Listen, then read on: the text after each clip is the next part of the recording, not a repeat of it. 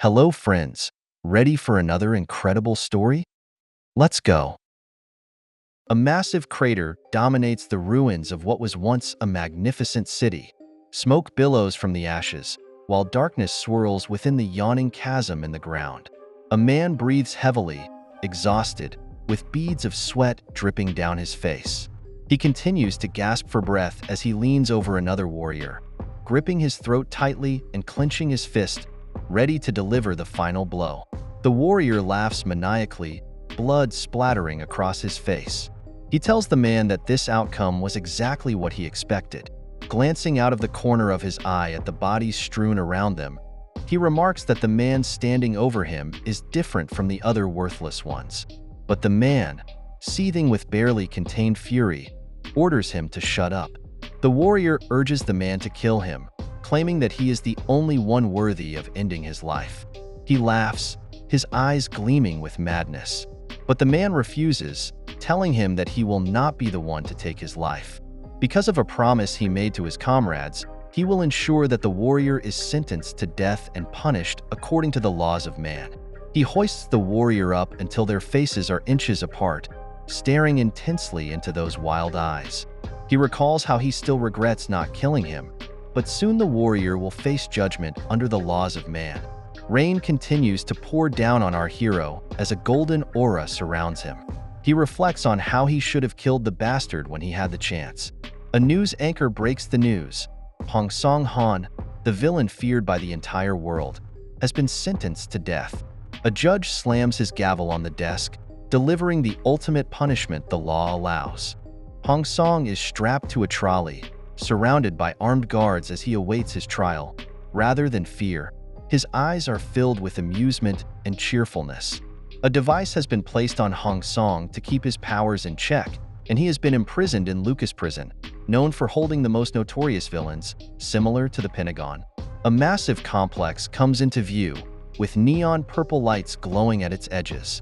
His cell is located in the basement, where the heroes who lost their lives fighting Hong Song, alongside Hero Kenu, are remembered.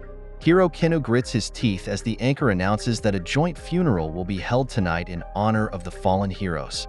He recalls his teammates as a dark cloud hovers over him, sunlight filtering through the window and illuminating Seo Kong-yu's face.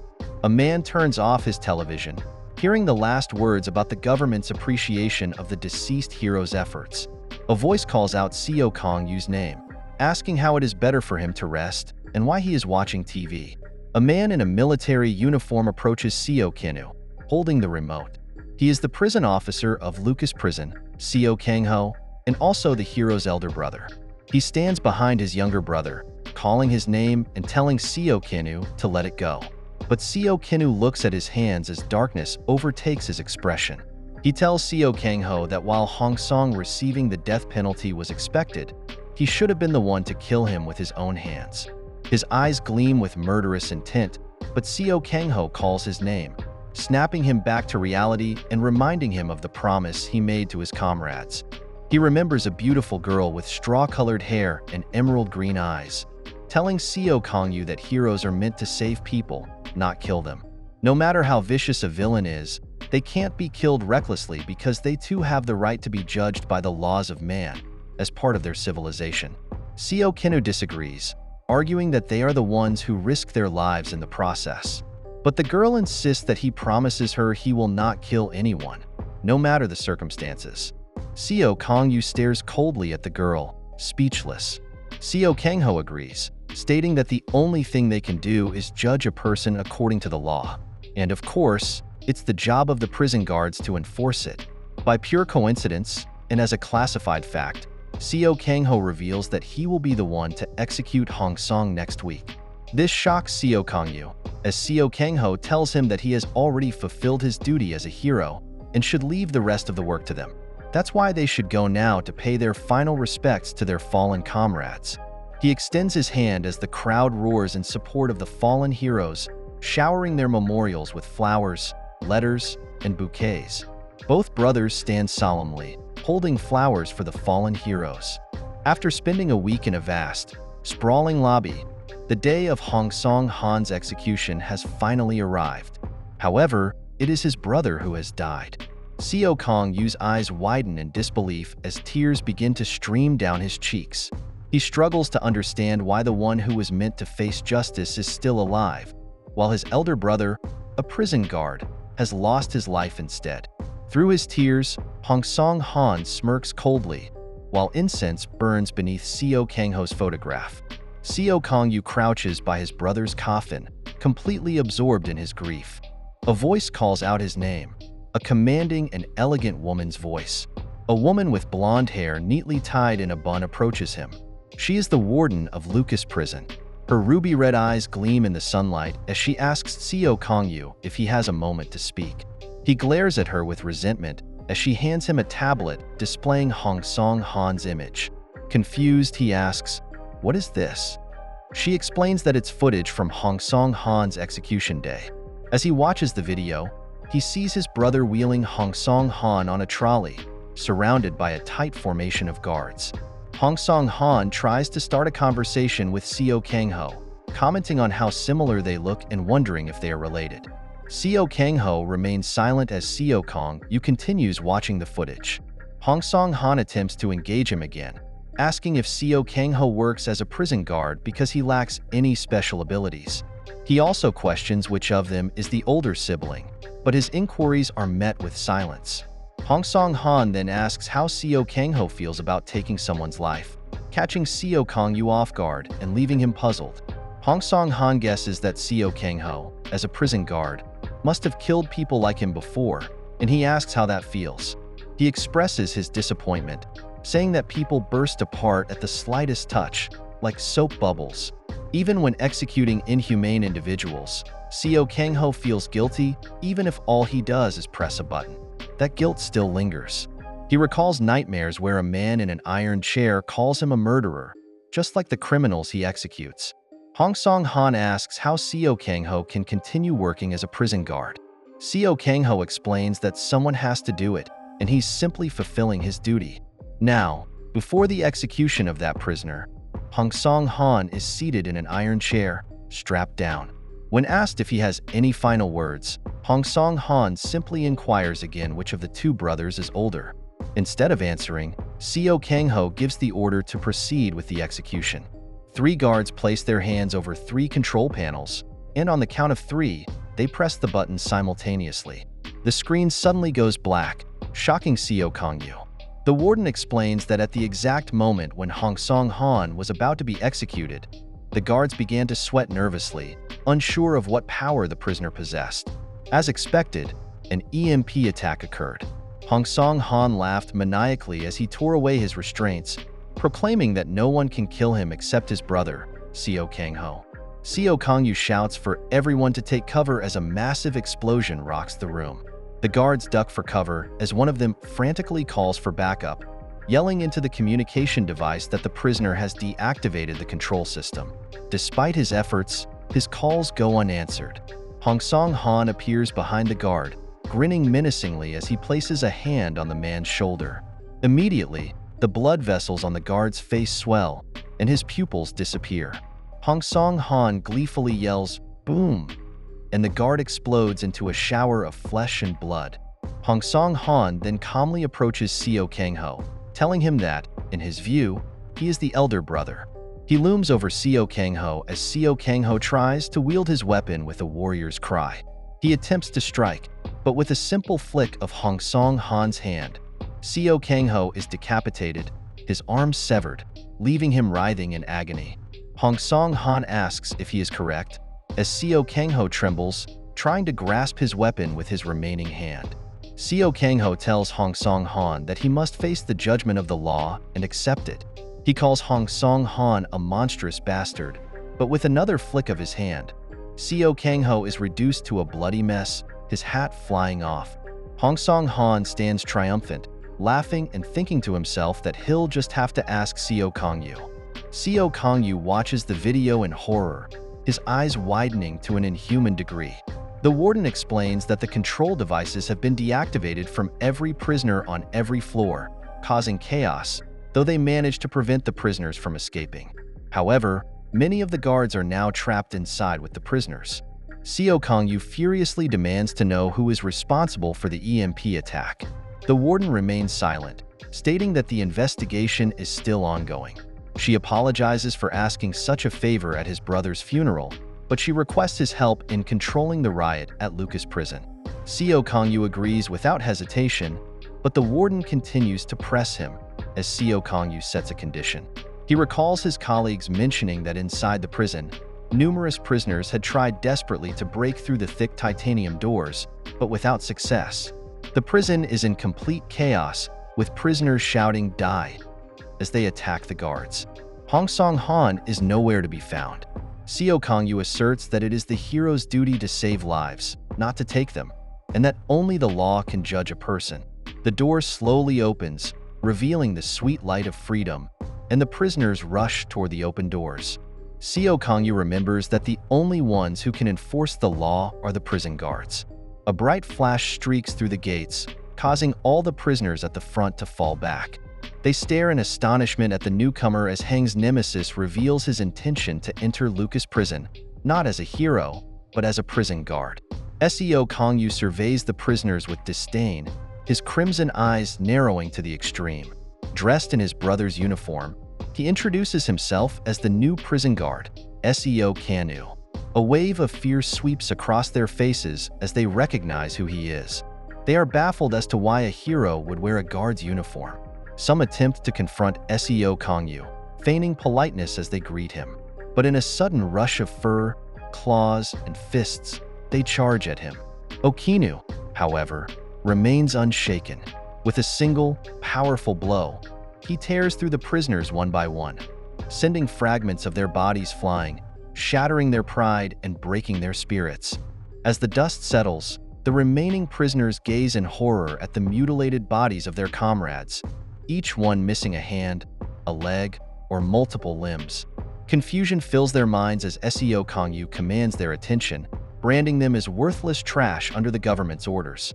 From the first-floor cells to the deepest sub-basement, he declares that he is taking over his elder brother's duties and will now be in charge. Hang Sanan, sitting atop a pile of corpses, grins madly, pondering if the moment he awaited has finally come. Senu, straightening his uniform, emits an oppressive, dark aura as he announces the start of the executions. The prisoners, bewildered, question what he means by this execution. But Seo Kongyu remains immovable, a solid force that cannot be swayed. The prisoners shout in protest, calling his words nonsense and labeling him a bastard. They demand to know if he plans to kill them. With unwavering determination in his eyes, Seo Kongyu coldly tells them that after all the lives they've taken, they still find it unjust to face death themselves. One of them, Kita, who is guilty of killing 12 people, shouts back, accusing others of more murders than him. Another, responsible for 7 deaths, insists that he can count his victims on both hands. A third claims he's killed only a few, demanding to know who Seo Kongyu is to judge them, and insists they deserve legal representation. As the prisoners' anger rises, they begin to revolt, rejecting his harsh judgment. They hurl insults at him, cursing his resolve. One prisoner, with green hair and a weary look in his eyes, thinks to himself how loud the others are. His name is Choi Gon, responsible for 8 murders. Choi Gon decides to use the chaos as a distraction to escape. But amid the turmoil, Seo Kongyu spots him. Electricity crackles at his feet as he charges toward Choi Gon at lightning speed, intending to flee. Yet, without even raising a hand, Seo Kongyu effortlessly kicks the prisoner, crushing his skull and causing blood to gush out. The sight of Choi Gon's brutal defeat fills the other prisoners with terror, reminding them of their helplessness. Seo Kongyu then gives them an ultimatum. Either they can lock themselves in and await their execution, or they can die at his hands immediately. The pressure mounts, and many begin to cry, sweating with fear. A tan-skinned man with sharp fangs challenges him, asking what kind of choice that is. Realizing they will die no matter what, the prisoners decide it's better to rebel. The tan-skinned man questions whether these terms are fair, but Koku coldly informs him that this is not a negotiation. It's the only mercy they will receive. The murderous glint in his eyes, filled with a mix of sorrow, hatred, and self-loathing, makes it clear that their fate is sealed. The prisoners understand they are doomed, but they hope to extend their lives even a little. They resent the irony of a hero from the realm of equality acting as their executioner. Some prisoners consider using the control device, but the tan-skinned man opens his mouth, neon green light pouring out. His roar is so powerful it causes the other inmates to clutch their heads in pain. As his mouth opens wider, with fissures forming on his cheeks and muscles contorting, the prisoners are left bewildered. The man urges them to focus, arguing that there's no reason to fear a single strong man, even if he is a hero of equality. He reminds them they once killed 2 level 2 heroes through teamwork. This revelation gives them hope, making them believe that perhaps they can succeed. The man laughs maniacally, telling them they shouldn't be scared.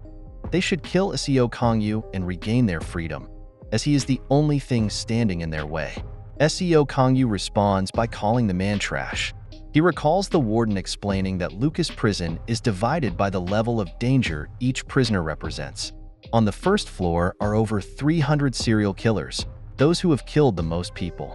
In the first floor basement are 100 criminals who have endangered entire towns. In the second floor basement are over 30 who have threatened metropolises. The third floor basement holds 10 individuals who have jeopardized nations.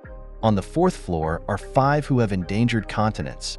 The fifth floor houses those who have threatened the entire world. Although their numbers are fewer, the task of dealing with them will be smaller, but still daunting. He remembers 2 white-haired children reaching out their hands, golden halos forming around the prisoners' heads as they command them to confess their sins.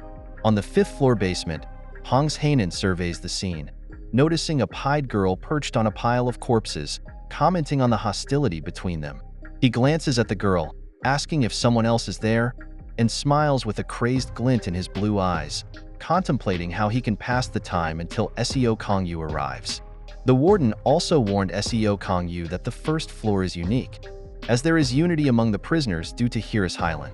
The warden narrowed his eyes, cautioning Seo Kangyu that Hiris possesses a special ability that strengthens his comrades through the sound he makes. Seo Kangyu confronts Hiris, reminding him that he, along with 30 others, attacked a hospital and killed 7 people, including 2 tier 2 heroes, totaling 8 deaths. But Hylan, laughing maniacally as a red aura envelopes him, corrects Seo Kangyu, stating that it was actually 10 people. He also notes that one of the heroes was expecting twins, but Seo Kangyu remains expressionless. Seo Kangyu then asks the warden about the prison's structural integrity, as he plans to use his full power. The warden reassures him through an earpiece that the prison will withstand anything he does, guaranteeing that it won't collapse. With this assurance, Seo Kangyu smiles, knowing he doesn't have to hold back. Hylan dismisses this as a bluff, criticizing him for his lack of action even as a hero in the Equality Division, and reminds him of the time he captured Hong Song Hanan by using his colleagues as bait. Hylan then opens his mouth and unleashes a terrifying roar, sending red shockwaves in every direction, with a golden amplified speaker visible in his armor. The prisoners begin to grin, their veins bulging as they feel a surge of power coursing through them. Hylan commands them to attack, but with a single strike, blood arcs around Seo Kangyu, and tendrils of black electricity rip through the prisoners, sending chunks of flesh flying everywhere. The prisoners are left bewildered, unsure of what's happening and what surrounds them. Hales looks around at the hundreds of bodies scattered across the floor, some missing limbs, others missing entire torsos. Black lightning crackles around Seo Kangyu's leg as he stomps it down, causing the ground to crack and corpses to be hurled several feet into the air. The resulting rumble catches everyone's attention, and a man, sitting alone, widens his eyes in shock. Hylan falls to the ground, cursing, as he watches Seo Kangyu bring down a blazing fist upon them like divine judgment. Hylan yells out, "Ma!" as black obsidian armor forms around Seo Kangyu's fist, making it look like a dragon's claw. A swirling storm of black lightning gathers in his palm. Despite their best efforts, the prisoners are unable to resist his overwhelming power. Seo Kangyu shouts, "Circle," and immediately, tendrils of blood-red light pierce through the prisoners in a complex network, slicing them so finely that they don't even realize parts of their bodies are missing. Hylan looks at his own body in shock, unable to comprehend what just happened, as a shower of prisoner bodies falls behind Seo Kangyu. Standing amidst the mist of blood and flesh, Seo Kangyu informs the warden that the first-floor execution is complete and that he will now proceed to solitary confinement. He wonders how many people have been killed, with piles of corpses left behind on every floor.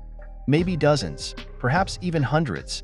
Clenching his fist, with black lightning crackling around it, he coldly tells the two prisoners in front of him, a burly man and an athletic hippie, to make a choice. Disarm the device or die. The decision is theirs. The burly man curses at Seo Kangyu and tries to attack, but Seo Kangyu effortlessly dismembers him by stomping the ground, sending black lightning through his body. The first floor had about 300 people. The other man quickly surrenders, agreeing to put on the device. Seo Kangyu orders him to come closer and take it. The man approaches, holding out his palms, pleading with Seo Kangyu. But his anxious expression soon turns into an arrogant smirk as purple light begins to gather around his hands. He suddenly shouts at Seo Kangyu and fires a blast of energy at him, the purple aura bathing the entire area in an amethyst glow. The man laughs maniacally, taunting Seo Kangyu for thinking he would follow orders, but his laughter turns to shock as he realizes that Seo Kangyu remains unharmed. One of the villains that Tom captured had said that those without special abilities are truly unfortunate. Tom, a member of the Equality Division, recalls a woman with raven hair standing calmly as glowing purple chains form around her hand, binding her opponent who had mocked her, unable to fathom the satisfaction of defeating someone from a distance. Meanwhile, the hippie watches as Seo Kangyu's fist approaches, his life flashing before his eyes, wondering if this is what true power feels like.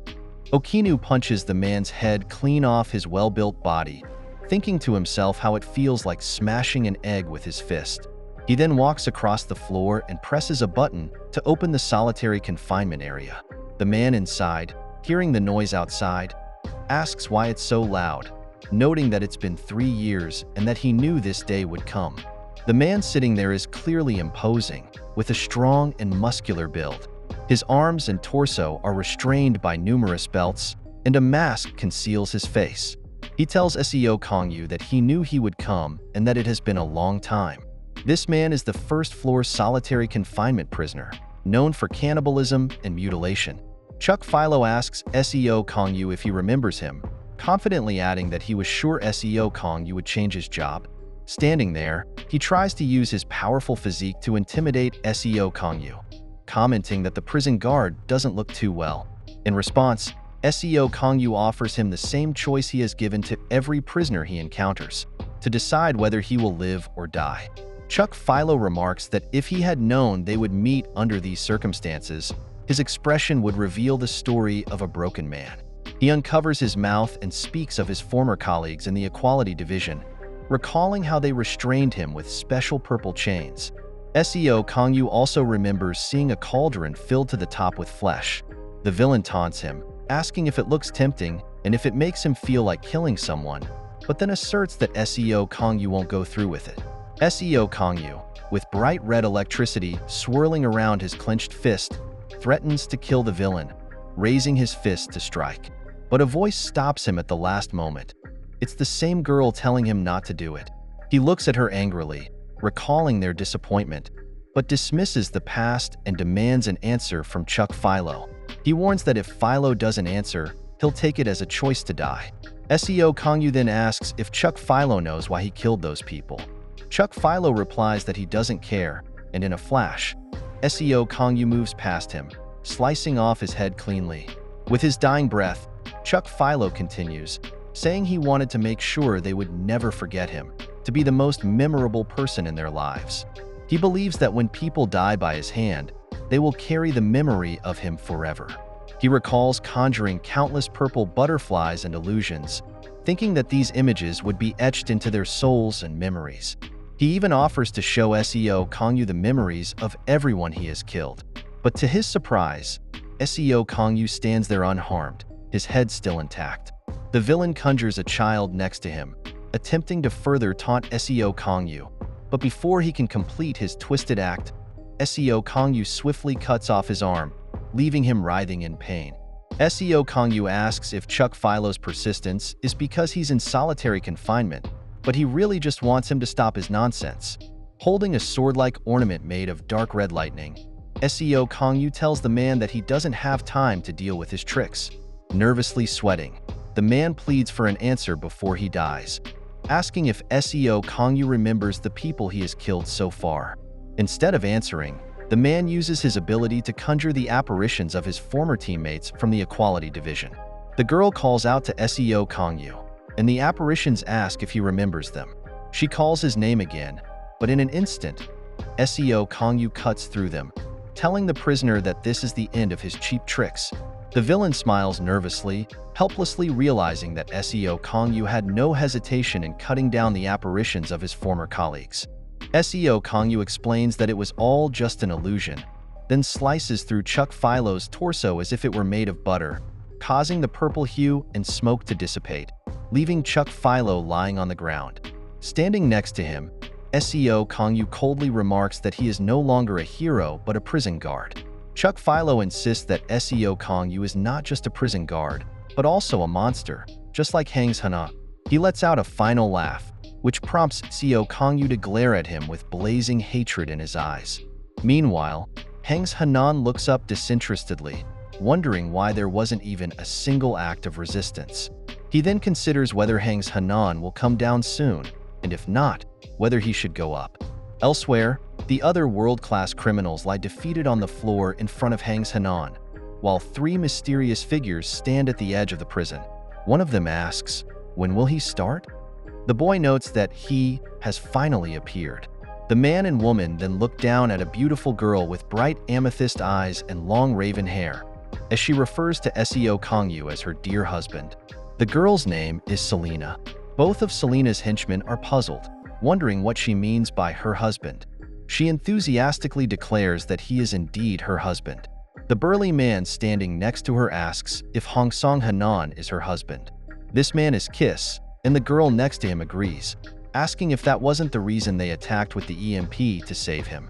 The raven-haired girl is KO, but Selena simply chuckles, as Connie points out that the person over there is a hero, the least likely to help with human development. The woman hints that while he may be a hero now, she doesn't see him that way.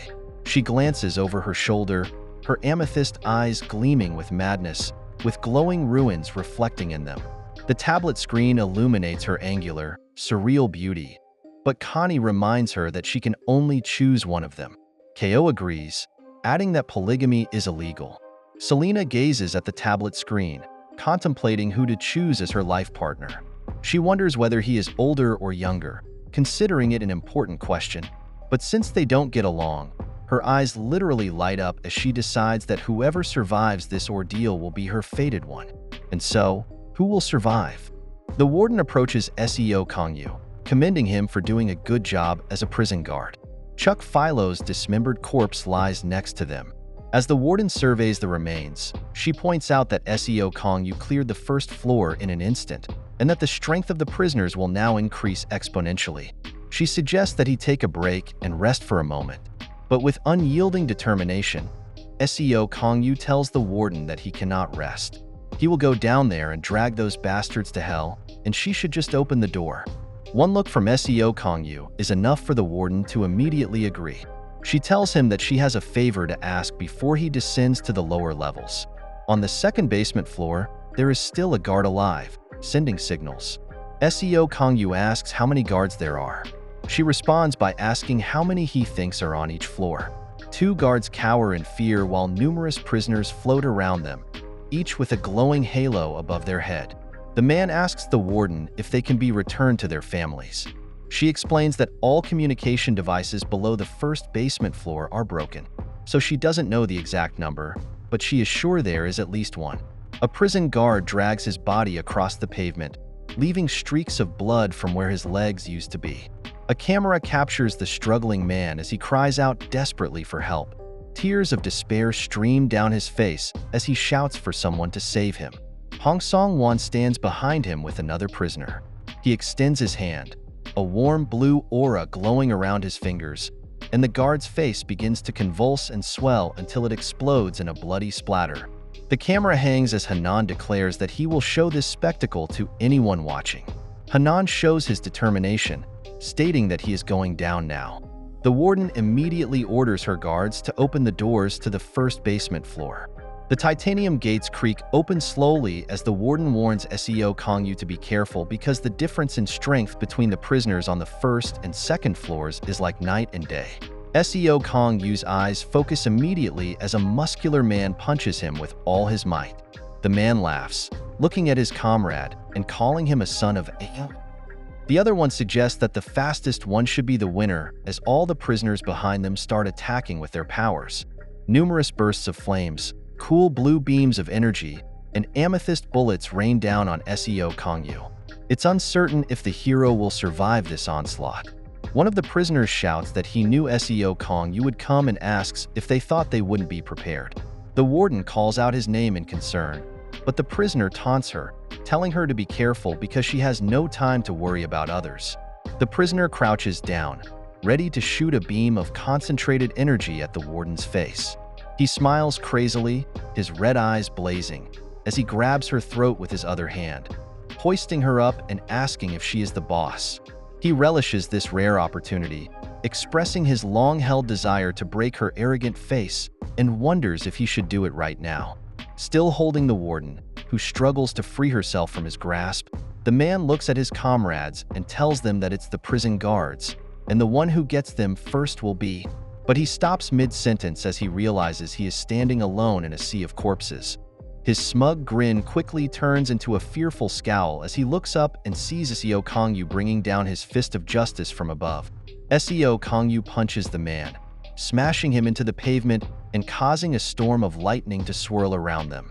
The warden falls on her back, and Seo Kangyu sternly tells her not to come down to the second basement floor as it is too dangerous.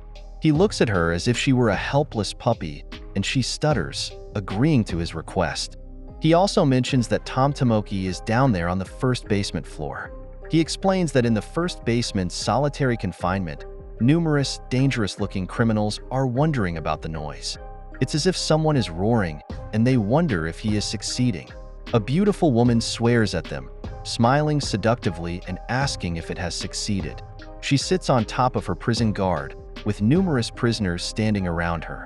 She asks if there is someone among them who can make such a big fuss. She smiles confidently as the wind blows her long, curly amethyst hair. She tells them that he doesn't listen when told not to go. This woman is Manhwa, responsible for killing 28 heroes.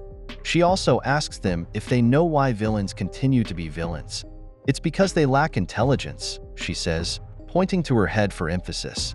As a former hero, one burly man calls her bluff, asking if she wants him to kill her. The girl giggles, asking how he plans to do that. Has he ever killed someone with special abilities? No, just as she suspected. She smiles maniacally with a purple aura surrounding her body, bathing her in an ethereal glow. Her orange jumpsuit is unbuttoned, revealing her assets, as she tells him that for his information, she has fought people with special abilities before, and that's why she's here. The man declares that he's going to kill someone with special abilities right here, right now, referring to the girl. His muscles begin to swell and harden, with tendrils of muscle rippling around his body. But in an instant, in a blazing flash of blue, the man is split perfectly down the middle before he even realizes his body is no longer whole. Manhwa asks, "Who will kill whom?" as she stands there with a dragon-like arm, bright blue eyes, and black tendrils swirling around her obsidian armor. She swears at the man, telling the bystanders that she is a hero and has captured many villains, so she knows how to catch someone with special abilities. With that knowledge, she has also killed many heroes, and now she will teach them all. If they join forces with her, she will show them how to hunt someone with special abilities, clearly referring to Seo Kangyu. More importantly, she also knows about Seo Kangyu's special ability. She lets out a hysterical laugh, holding her fingers close to her face, with blood dripping between her cleavage. The prisoners, all of them, incredulously ask how she could possibly know about Seo Kangyu's ability. How is it possible? She simply smirks as the guard below her struggles to carry her weight and accepts his new reality as a C. But she knows his weakness. These words fall with an ominous silence as her eyes glint like dying embers in the dim light. She vows that they can definitely hunt him down. The Giga Chad wannabe asks, "How can this be so?" But she just laughs, telling them they're too uptight. Do they have any other options? Are they just going to wait around and die? As the enemy approaches, he contemplates whether to join her or not. Numerous prisoners start to join her gang, agreeing to align with her, and the Simp Lord also agrees to join forces with her. He stands there, looming over the beauty, and asks, "What's the plan?" Centuries ago, when humans first developed superpowers, scholars in white lab coats classified them into three main categories. The first category, determined through research, was the physical series superpowers, abilities that enhance the body. Tomoki imagines other beast-like individuals with similar powers standing beside her. The second category was creation series superpowers, the ability to create something from nothing. The final category, which includes powers that don't fit into the other two, was called the special series superpowers. The prisoners listen carefully to her explanation, and then they all begin moving toward Seo Kongyu, realizing he is here. A flicker of blue electricity sparks in each of their eyes as they recognize their target. Tendrils of electricity surround Hanuma, forming a holographic crown around his head. Tomoki agrees that she can see it too. This is the physical series brainwave communication. Telepathically, she informs everyone that Seo Kongyu's superpower is the same as hers, a physical series ability. She feels confident she knows Seo Kongyu's weakness, recalling the time she watched his training sessions during Heroes Day. She remembers a huge chrome robot facing off against Seo Kongyu as they entered combat mode, with the robot extending its massive palm, blue light glowing at its center. As Seo Kongyu confronts the prisoners, he asks them to make their choice. Suddenly, a flash of purple light shoots toward him, but it barely grazes him. Tomoki smiles, pleased that her plan is unfolding smoothly.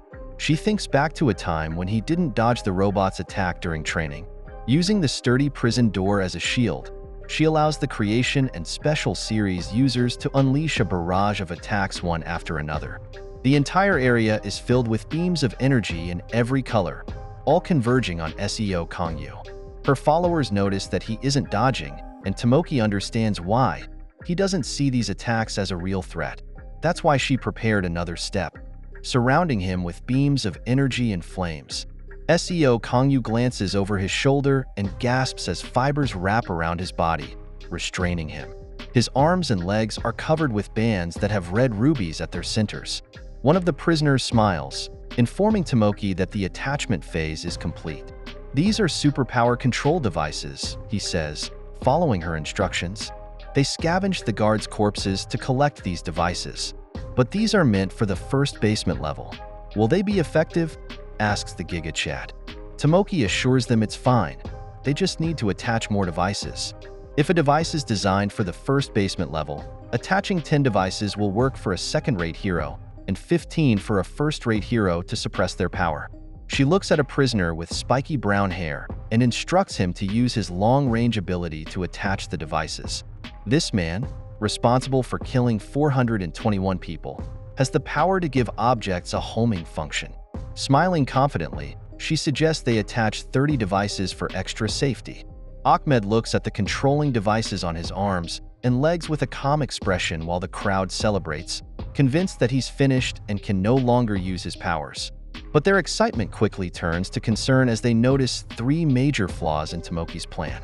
They stare in horror as the control devices around Seo Kongyu's body begin to disintegrate, and an intense pressure emanates from him. The first mistake is that Seo Kongyu's strength is boundless. His signature Choi Gohan electricity crackles around him, flinging the control devices away and destroying any hope the prisoners had. He unleashes a storm of punches, moving through the prisoners with ease, his power far exceeding that of a first-tier hero. Giga Chad starts to sweat as he realizes the devices are gone. For the first time, Tomoki's confidence falters. She thinks, "What's happening?" One of the prisoners curses, and they move on to the next strategy. They tell Seo Kongyu not to move, threatening to kill the remaining guards if he does. A large prisoner holds a guard hostage, his burning fist near the guard's neck. They give Seo Kongyu an ultimatum: save the guards or... But instead of negotiating, Seo Kongyu calmly extends his hands, and a thick curtain of Choi Gohan electricity surrounds the prisoners, cutting them down while leaving the guards unharmed. The second flaw in their plan is that, while Seo Kongyu's ability is classified as physical, it's also a special-grade power. His dark, sharp lightning continues to spread, leaving only shreds of the prisoners behind. The third and final mistake becomes clear. The special-grade prisoners hiding behind the prison doors wonder what to do next. Should they try using the control devices on themselves?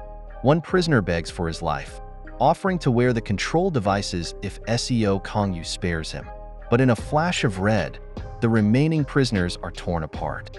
Seo Kongyu is someone who doesn't respond to strategy, and he continues to unleash his red tornado of electricity, cutting down prisoners without hesitation, thinking that it's too late for them to come up with a new plan.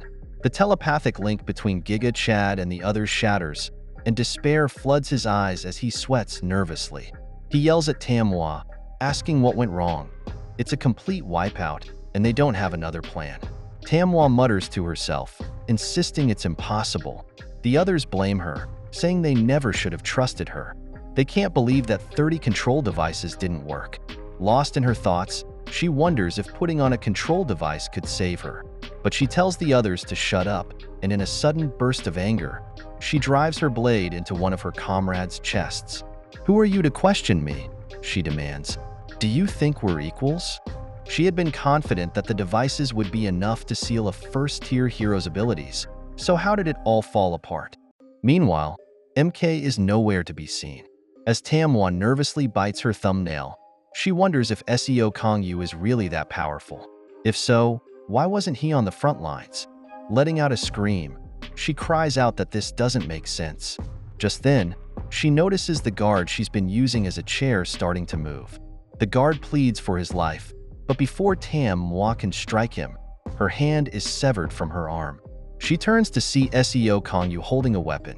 He addresses her as Hero Manhwa, but then corrects himself, calling her Convict Manhwa. His dragon-like hand glows red, casting a menacing light over his face. He asks if she has any final words. Clutching her arm, Manhwa swears, realizing she's finished. Seo Kongyu asks again if those are her last words. She tries to act brave, but grips her wound tightly. She asks if it's true that all the heroes in Equality are dead, except for him. Seo Kongyu confirms this, and she giggles, asking if that includes Tom, a raven-haired girl with amethyst eyes. Seo Kongyu remains silent, and from that, Manhwa deduces that Tom is indeed dead. She chuckles, recalling how she had warned Tom not to become a hero, calling her a foolish little sister. She then mocks Seo Kongyu, questioning how a member of Equality could be killing people, and asks what the other heroes would think if they knew. She taunts him, mentioning how much Rosa tried to reform the hero industry, but because of him, they're back at square one. Wouldn't Rosa be heartbroken in the afterlife? She sneers. Seo Kongyu's face remains expressionless as he calmly responds, telling her that her final words are too long. The hero industry is not like other professions. Manhwa recalls standing in front of a skyscraper, the sky ablaze, overwhelmed by what she felt after becoming a hero. She remembers herself in her jumpsuit, staring at the hero building. Just because they fight villains doesn't mean all heroes are righteous.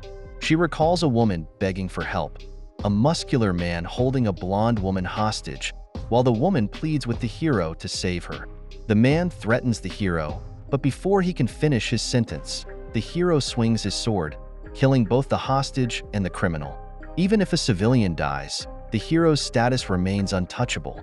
The unruly hero grins as the light from his blazing katana casts a crimson glow over his face.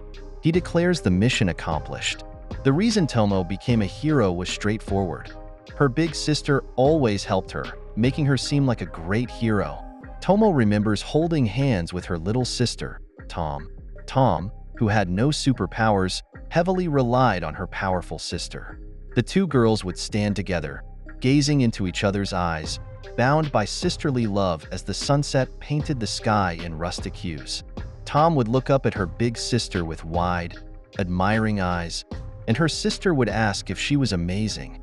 However, Oki had a slightly distorted view of being a hero and saving people. She recalls standing in front of a civilian who was trying to thank her for saving her. But instead of feeling pride, Oki felt a sense of superiority. The civilian looked at Tomoki, celebrating her victory with a condescending gaze. As Tomoki continued her hero activities, she eventually killed a villain during a mission for the first time. That was her first act of killing, and for the first time in her life, she felt that same sense of superiority. She remembers seeing the beaten villain, her large eyes reflecting the sky as she felt an exhilarating sense of fulfillment. Killing was a thrill. Tears began to stream down her cheeks as madness took over her amethyst eyes. From that point on, Tomoki didn't stop killing civilians, villains, even heroes. She killed indiscriminately. Among her victims, Oki found the most satisfaction in killing weaker fellow heroes. She recalls standing in the rain in front of a hero who sat in a puddle, leaning against a wall, fear evident in his eyes. The sense of betrayal and shock overwhelmed him as she ultimately succumbed to her darker desires. She remembers the hero begging for his life, crying and sobbing, an expression that drove Manhwa to the brink of insanity. As the saying goes, even the longest tail will eventually be stepped on. Oki had grown suspicious of her sister's activities, as Tomoki would come home late at night, reeking of blood. Finally, one day, the small raven-haired girl stumbled upon her sister in the midst of killing a group of men, blood and gold splattering around her feet. This was the first time she witnessed her sister's murderous act. Covering her mouth, she called out her sister's name. Oki looked at her, asking why she was out so late, though she knew the answer couldn't be good. She then asked her sister if she wanted to join her, all the while smiling maniacally, her eyes burning with excitement. But her little sister was confused by what she was saying. Tomoki leaped at her victim, telling her sister that if she didn't want to join, she would do it alone. But at that moment, purple chains suddenly wrapped around Oki. This was the day Tom awakened her power. The young girl stood up to her elder sister, with chains flowing out of her body. Her first act after gaining her power was to become a hero as soon as possible. She looked at her sister, tears streaming down her face. From that day on, Tom became a hero and relentlessly pursued her sister, who had turned into a villain. Eventually, she remembers restraining her sister with her amethyst chains and telling her she was under arrest. Tomoki asked why she no longer called her sister, and Tom explained that her power had grown stronger, making the situation even more regrettable. Tomoki was a summoner, not a physical type, and those without physical abilities were truly unfortunate. But Tom, looking at her former idol with cold, determined eyes, told her that physical powers were superior because they allowed someone to experience the direct thrill of breaking another person. It was exhilarating.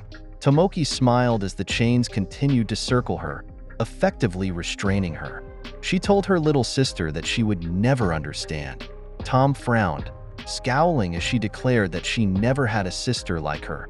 Tomoki, sweating nervously, asked if her little sister had died without suffering. The man explained that when she fell during the fight with Hang San, he had handed over the brave hero as she breathed her last, tears running down her blood-stained face. She had complained of the pain and asked Hang San to save her, but she had called out to her sister instead. He told Tom Manhwa that she died seeking her sister. Oki backed away, realizing that she should not have asked, as it only made her feel worse. She activated her full ability, encasing herself in dragon-like obsidian armor, with tendrils of blue light glowing through the plates, and her severed arm transforming into a saber. She launched herself toward Seo Kongyu at an inhuman speed, but her eyes widened in shock as Stoi Gon's electricity engulfed her saber, and Seseo Kinyu appeared behind her.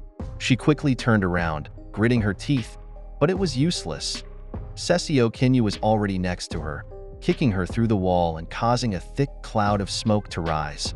He stood there, waiting for the smoke to clear, but Tomoki leaped through the cloud, ready to strike Seo Kongyu.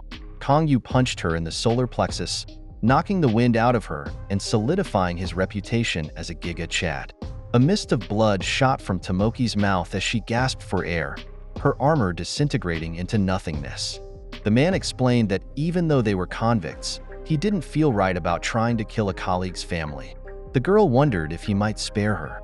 He looked at the pitiful former hero clutching her arm, bruises covering her exposed skin and cleavage. She bowed before Sessio Kongyu, asking how he could be a hero if he didn't keep his promise to her. He responded that he was no longer a hero. The girl continued to plead for her life, saying she didn't want to die. But the man explained that her current state was one he had seen many times before. He pictured a long trail of victims lying behind Tomoki, all begging for mercy. He gazed at her coldly, asking how she had responded when others begged for their lives. Realization hit Tomoki, her eyes widening in surprise as tears began to well up. She let out a helpless laugh as Seo Kongyu extended his blazing hand, ready to deliver the final blow. Outside, a storm raged, heavy rain pouring down on the entire prison complex. The sound of Seo Kongyu fighting echoed throughout the facility. Selena excitedly asked her colleagues if they could hear that loud bang. It must be Seo Kongyu. She skipped around happily, giggling like someone in love, thinking how his actions could make anyone fall for him. A guard cowered inside the prison, wondering what on earth was happening. For some, it instilled fear, while for others, it heightened anticipation. Hong San looked up at the ceiling with excitement, eagerly awaiting Seo Kongyu's arrival. Realizing that waiting wouldn't do, he decided to go up. He extended a glowing blue fist, but before he could move, something threw him several feet away, knocking his bloody cap off. He was stunned, wondering what had happened, only to see an elderly man approaching him. The old man, Kingston Hong Hanan, retrieved his cap, his eyes glowing with excitement. Hong San called him a scary grandpa, which made the old man chuckle. This was Basement Level 5's convict, inmate number 1, a kind grandpa who loved playing with children. If you like this video, please subscribe, leave a like and comment for the next part.